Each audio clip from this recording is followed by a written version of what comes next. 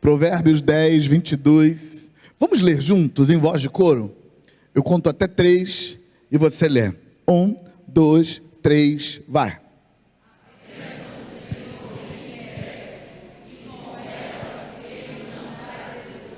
Vamos de novo. 1, 2, 3, vai.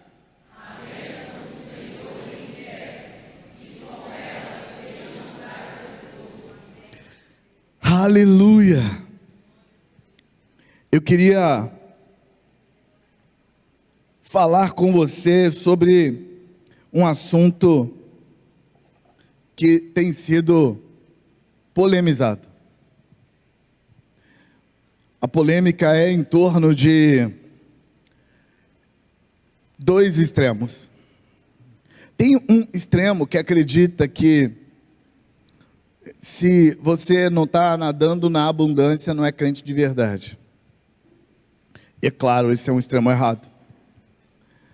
Tem um outro extremo que acredita que se você tiver algum dinheiro sobrando, se você não tiver na miséria, passando aperto, dificuldade, você não é crente de verdade. É claro, esse extremo também tem que estar errado, mas qual é o equilíbrio? E antes de estabelecer o equilíbrio, a gente precisa entender que esse texto é interpretado pelo povo de origem dele, literalmente. Esse texto não é um texto simbólico. Eu me lembro de ouvir muito na minha infância, em ambientes onde as pessoas tinham vergonha de ganhar bem e de ser próspero, a frase: eu sou rico, mas é das graças de Deus. Quem já ouviu essa expressão? Eu sou rico, mas é das graças de Deus. Inclusive, às vezes a pessoa era rica mesmo, tinha grana sobrando, mas ela não admitia de jeito nenhum. E quando alguém falava, ela dizia: não, eu sou rico, mas é das graças de Deus. E por que disso? Porque muitas pessoas não sabem o que pensar da bênção financeira, não sabem o que pensar do enriquecimento. E a Bíblia fala disso sem pudor, sem medo, sem dificuldade.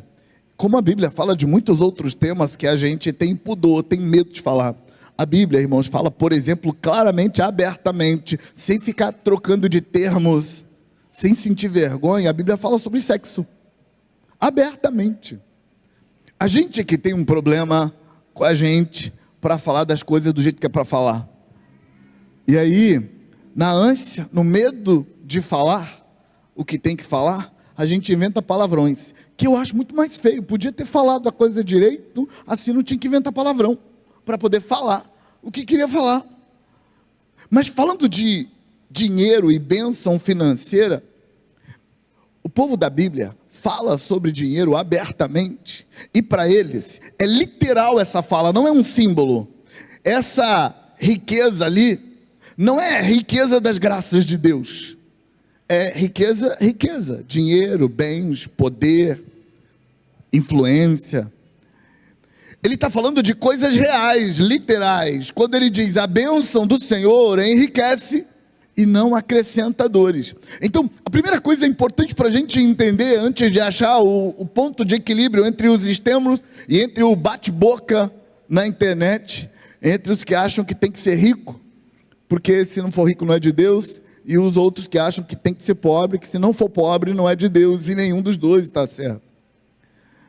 Mas a Bíblia, ela fala de um efeito colateral de você andar com Deus em fidelidade. A bênção de Deus faz as coisas irem dando certo na sua vida, faz as coisas se encaixarem. O apóstolo Paulo, falando no Novo Testamento, ele diz que todas as coisas cooperam para o bem daqueles que amam a Deus, daqueles que são chamados pelo seu decreto. E quando todas as coisas cooperam, quando todas as coisas vão dando certo, é claro que uma hora o dinheiro, as bênçãos financeiras começam a sobrar. Se está tudo dando certo, uma hora vai sobrar. E essa hora em que o enriquecimento acontece. Quando você olha para os homens de Deus da Bíblia, eles passam por apertos financeiros. mas a média da vida deles é uma vida de riqueza. A gente nota isso na vida de Abraão. Abraão não começou a vida dele um ricaço, mas no final da vida Abraão era um homem rico e deixou herança para os seus filhos. Isaac já nasceu em berço de ouro e já estava rico logo de começo. Só que num dado momento, se eu não me engano, Gênesis 28 diz que Isaac plantou numa terra desértica, numa terra que ninguém plantava e colhia, numa terra que não dava nada. Isaac plantou e colheu a 100 por um, e está escrito assim: Isaac plantou e colheu a 100 por um, porque o Senhor era com ele. Quando chega na vez de Jacó, Jacó foi igual a Abraão, ele teve que começar do zero, ele teve que fugir de casa, então não teve herança financeira para Jacó, porque ele foge, ele teve que construir a vida dele longe, em outro lugar, e lá ele começa do zero. E na vida de Jacó, estudando a história dele, você percebe claramente, as coisas vão dando certo na vida de Jacó, porque Deus é com ele. E no dia em que ele resolve que ele vai embora da casa do sogro dele, Labão, ele chega para Labão e fala: Labão, eu já prosperei, eu já melhorei, minha vida já deu uma crescida, eu já tenho mulher e filha, eu vou voltar para a terra do meu pai, que Deus entregou aquela terra para nós. E Labão chamou Jacó e disse a seguinte fala para Jacó. Ele falou assim: eu consultei os oráculos e eles disseram que toda a prosperidade que eu tenho na minha vida é por sua causa, então não vai embora não, eu dobro o seu salário. E aí Jacó falou: bom, já que vai dobrar o salário, então eu vou ficar mais um tempo, porque vai dobrar o salário. E dobrou o salário de Jacó, e Jacó foi enriquecendo, e o texto diz que o homem enriqueceu até ficar muito rico. O decorrer da história, que você já conhece, é sempre assim. Homens de Deus, e não é que não passam um aperto, homens de Deus na Bíblia, por exemplo, tem tempos de seca, às vezes passam um aperto para comer, tem dificuldade, mas no geral, eles são gente que dá certo. O Salmo capítulo 3, capítulo 1, versículo 3, que é a segunda parte do Salmo 1, ele diz que o homem que serve a Deus, o justo de Deus, não justo na sua própria justiça, mas na justiça divina, o justo é como uma árvore plantada junto às correntes das águas, que no devido tempo dá o seu fruto, cuja folhagem não murcha, e tudo quanto ele faz, prospera. Então, tem extremos nisso? Tem. Mas o primeiro pressuposto é que sim, é literal a ideia de que ter Deus na minha vida significa que Deus vai me salvar das coisas. E aí umas questões precisam ser colocadas na mesa para limpar essa questão. É que às vezes a presença da bênção de Deus está lá, mas tem tanto princípio sendo quebrado, que a bênção de Deus só está impedindo que fique pior. E aí registra uma coisa que é muito importante no estudo da relação com Deus. Às vezes a pessoa olha para a situação e fala assim: eu estou andando com Deus, estou levando Deus a sério, eu sou de Deus, eu oro, eu jejuo, eu busco a Deus, mas a coisa não anda. E aí quando alguém que entende de princípios olha para tudo, vê tudo acontecendo e fala assim: meu filho, se não fosse Deus, estava muito, muito, muito pior. Agradece porque Deus está aí. E isso conta ponto, por quê? Porque embora Deus abençoe a gente, Deus não impede que a gente colha os resultados da quebra de princípio. Na Bíblia, gente, funciona assim: você quebra o princípio e o princípio quebra você. Princípios que operam no mundo financeiro, que operam no mundo psicológico, que operam no mundo relacional, que operam no mundo espiritual. Você quebra os princípios, as coisas vão dar errado, porque você quebrou o princípio. Por exemplo, no livro de Malaquias, tem uma conversa de Malaquias sobre a questão financeira, porque gente de Deus, no pós-Babilônia, estavam passando apertos e dificuldades, e tanto Malaquias quanto Ageu falou assim: vocês recebem, ganham bem, mas recebem para colocar num saco furado. E a pergunta é: por que vocês ganharam bem, botaram no saco furado, não deu para nada? E aí tem algumas respostas. Primeiro, descuide com a casa de Deus, não levar a sério o que Deus te deu de ministério para fazer. Não levar a sério, lá no texto fala de levar a sério a esposa, porque você tratou mal a mulher da sua mocidade, as coisas vão dar muito ruim para o seu lado, e o seu dinheiro não vai dar. Mas, se você dá o desconto da cultura, Deus estaria falando para a mulher também. Então as mulheres não estão livres dessa. Trate bem o marido da sua mocidade também. Por que tem que dar o desconto da cultura? Porque naquela cultura, a mulher não tinha a escolha de tratar mal o seu marido. A mulher, a cultura, mantinha ela numa rédea muito curta. Então ela meio que não tinha muita escolha. Por isso, toda fala para cuidar da família era dada para o homem. Toma vergonha na sua cara. Pastor, isso é só no Velho Testamento? Não, no Novo Testamento, o apóstolo Pedro, capítulo 3 de Pedro, da primeira epístola de Pedro, versículo 7, Pedro diz assim: maridos, ele não fala para as mulheres, e entende que é por causa do desconto da cultura. Ele não fala para as mulheres, só fala para o marido: marido, cuide bem da sua mulher, porque senão suas orações serão impedidas.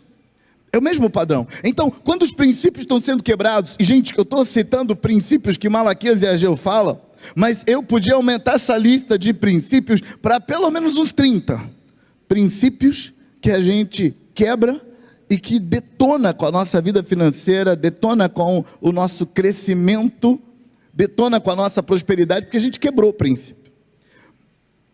Mas eu queria deixar os princípios de fora para te falar de... É real, é literal a ideia de que se você anda com Deus, tem uma bênção acompanhando você. Tudo que você faz prospera. O salmista, no Salmo 1, versículo 3, diz que ele será como uma árvore plantada junto às correntes das águas, que no devido tempo dá o seu fruto, cuja folhagem não murcha, e tudo que ele faz prospera. Então é literal isso, é literal que andar com Deus tem um mover de bênção. É literal que servir a Deus faz a sua vida ser abençoada.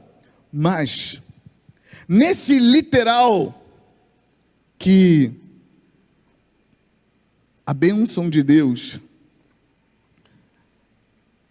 abençoa também a nossa vida financeira, faz as coisas andarem, tem um princípio muito especial, e eu quero falar dele, em Deuteronômio, capítulo 6, eu vou ler na versão ARA, vou ler do versículo 4 ao 12, e eu queria que colocasse na tela a versão ARA também, esse texto. Eu não vou pedir para vocês lerem, mas você pode acompanhar na tela se você quiser, porque vai aparecer aqui, em tempo real. Eu quero que você note, que Moisés vai falar para o povo de Israel sobre um conjunto de bênçãos que afeta a vida financeira, que afeta a vida material das pessoas, e a maior preocupação de Moisés nessa questão aparece no texto. Presta atenção. Deuteronômio 6, versículo 4 a 12. Olha o versículo 4. Ouve, Israel, o Senhor nosso Deus é o único Senhor. Amarás, pois, o Senhor teu Deus de todo o teu coração, de toda a tua alma e de toda a tua força. Estas palavras que hoje te ordeno estarão no seu coração. Tu as inculcarás a teus filhos, e delas falarás assentado em tua casa e andando pelo caminho, e ao deitar-te e ao levantar-te. Também as atarás como um sinal na tua mão, e te serão por frontal entre os olhos. Olha o versículo 9. E as escreverás nos umbrais de tua casa e nas tuas portas. Olha o 10, presta muita atenção no 10. Havendo-te, pois, o Senhor teu Deus introduzido na terra, que sob juramento prometeu a teus pais, Abraão, Isaque e Jacó, te daria grandes e boas cidades que tu não edificaste, e casas cheias de tudo que é bom, casas que não enchestes, e poços abertos que não abristes, vinhas e olivais que não plantastes, e quando comeres e te fartares, olha o versículo 12, guarda-te que não esqueças do Senhor, que te tirou da terra do Egito, da casa da servidão. Moisés vai falar de um conjunto de bênção que vem sobre a vida de quem tem aliança com Deus. E ele vai falar sobre esse conjunto de bênçãos no versículo 10 e 11. Só que para a bênção aparecer no versículo 10 e 11, Moisés toma o cuidado de do versículo 4 ao 9, ele dizer, cuidado para você não trair o seu Deus. Aí versículo 10 e 11 ele fala das bênçãos. Aí no versículo 12 ele fala de novo, guarda-te de não trair o seu Deus. A nossa relação com bênçãos, e claro, o dinheiro é o maior representante da bênção financeira, mas a bênção financeira vem por outros meios. Tem a ver com poder de intervenção financeira na vida. Moisés, entendendo que andar com Deus é bênção, mas andar com a bênção é perigoso. E Moisés tem tanto cuidado com isso, que o que ele queria falar é o versículo 10. Ele queria dizer assim, olha, o Senhor teu Deus vai te introduzir na terra que sob juramento prometeu a seus pais, Abraão, Isaque e Jacó, e ele vai te dar grandes e boas cidades que você não edificou. Ele vai te dar casas cheias de tudo que é bom, casa que você não encheu. Ele vai te dar poços abertos que você não abriu. Ele vai te dar vinhas e olivais que você não plantou. E você vai comer e você vai se fartar. Diga assim, amém. Deus é um Deus de bênção. É um Deus de fluxo de energia positiva. Em Deus as coisas dão certo, em Deus as coisas funcionam, em Deus as coisas operam, em Deus as coisas acontecem. Em Deus tem sucesso, crescimento, avanço, melhora. Em Deus tem essas coisas, está nele isso. Não tem nenhum problema em Deus. Mas a gente tem muito problema. Muito problema. Muito problema. E aí muitas vezes a bênção de Deus vai fazer mal, não porque a bênção seja ruim, mas porque nós temos problema. Por isso Salomão fez questão de dizer, a bênção do Senhor enriquece, e ela não acrescenta dores. Quem acrescenta as dores somos nós. E aí, a questão principal que eu quero chamar a sua atenção é a preocupação de Moisés. Antes de falar da bênção financeira, Moisés diz assim, ouve, ó Israel, escuta Israel, o Senhor nosso Deus é único Senhor. No português, e eu acho que na maioria das línguas, se eu não me engano, só o armênio que consegue ir com fidelidade para essa questão. Mas no português, nós entendemos que o Senhor é único, no sentido de não tem outros deuses. Mas na cultura que produziu esse texto, isso não pode ser verdade, porque naquela cultura, eles sabiam e acreditavam em vários deuses. E não se engane, nós também acreditamos. Os deuses que aparecem no Velho Testamento, como Baal, Aserá, Amun-Ra, Zeus, aqueles deuses antigos, no Novo Testamento, eles são os mesmos, eles só ganharam outra classificação. Os deuses do Velho Testamento, no Novo Testamento, eles são demônios. Paulo chama de principados, potestades, governadores deste mundo de trevas e exércitos espirituais da maldade que operam nos lugares celestiais. Mas são os mesmos seres espirituais com os quais Israel lutava no Velho Testamento e chamava eles de deuses, de divindades. São os mesmíssimos que no Novo Testamento, os discípulos de Jesus, Paulo, as igrejas, a igreja primitiva, expulsava em nome de Jesus e chamava de demônios. Eram os mesmos que no Velho Testamento eram deuses e eram vencidos na espada.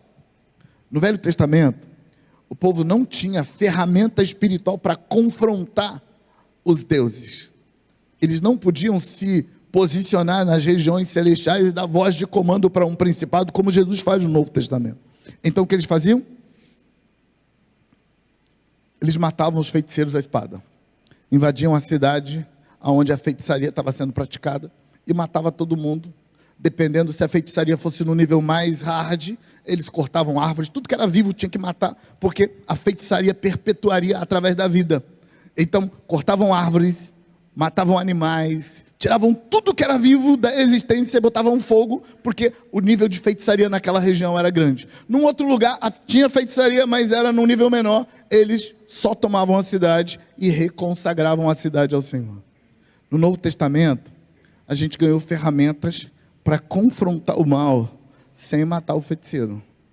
A gente clama pelo sacrifício da cruz, pelo poder de Jesus na cruz. Paulo, escrevendo aos Filipenses, diz que os principados e potestades foram envergonhados e despojados na cruz. O poder deles foi tirado pelo sacrifício de Jesus.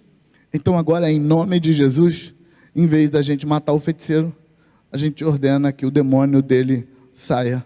Se o feiticeiro quiser que saia, e se o feiticeiro não quiser que saia, a gente fala assim, esteja amarrado e não vai agir aqui. Mas eles não tinham isso no Velho Testamento. Então, os deuses de lá eram os mesmos demônios de agora. E eles sabiam da existência desses seres, que eles chamavam de divindades, do mesmo jeito que nós sabemos da existência desses outros seres, que nós chamamos de demônios.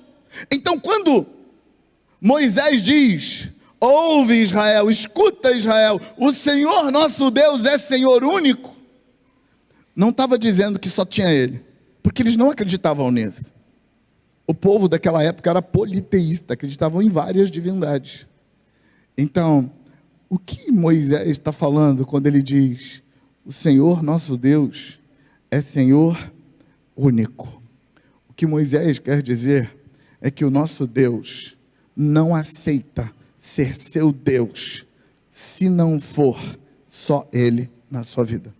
Ou Ele é o seu único Deus, ou Ele não é coisa nenhuma na sua vida. E por que naquela cultura isso faz sentido?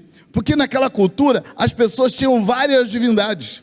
Eles tinham um Deus quando ia para a guerra, aí era o Deus da guerra, ia com ele. Tinha o Deus do amor quando ele estava apaixonado por alguém, e ele queria fazer um trabalho para trazer o amor da sua vida aos seus pés em 4 semanas. Ou será em 7? Acho que é 4 mesmo. Tinha deuses, que era o Deus do amor que trabalhava nas coisas amorosas. E tinha Deus para tudo. Tinha o Deus da agricultura, tinha o Deus do vento, o Deus das matas, o Deus de tudo. E aquele povo tinham vários deuses dependendo da necessidade deles. Mas Israel só tinha um. E toda vez que Israel arranjava mais um, Yahvé sai da parada, porque ele não vai disputar. Quando Deus se apresenta como Deus zeloso, a palavra zeloso tem a ver com ciumento. E claro, irmãos, o nosso Deus é muito grande para a gente colocar esse sentimento mesquinho de ciúme nele. Mas é figura de linguagem. Ciumento significa: eu não aceito outro.